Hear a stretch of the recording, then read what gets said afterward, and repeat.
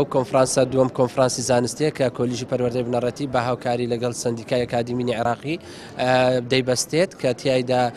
شەش زانکۆی گەورەی عێراق تێیدا بەشدارن بۆ نمونە زانکۆی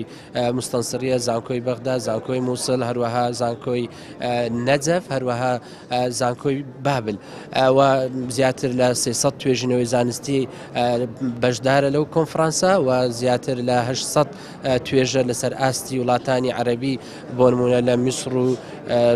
سعودیا، سووریا، جەزائیر، لوبنان و تیایدا بەشدارن و شڕۆڤەی ئەو توێژینەوانە دەکرێت. هەروەها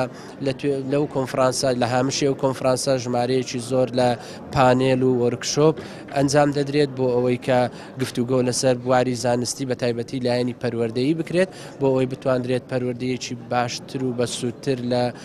عێراق هەروەها لە هەرێمی کوردستان پیادە بکرێت. ئەوەی کە گرینگە لێرە ئەوەیە کە زانکۆی سەلاحەدین بۆتە ناوەندێکی زانستی گرینگ نەک تەنها بۆ هەرێمی کوردستان بەڵکو بۆ عێراق و هەروەها بۆ وڵاتانی دەوروبەریش.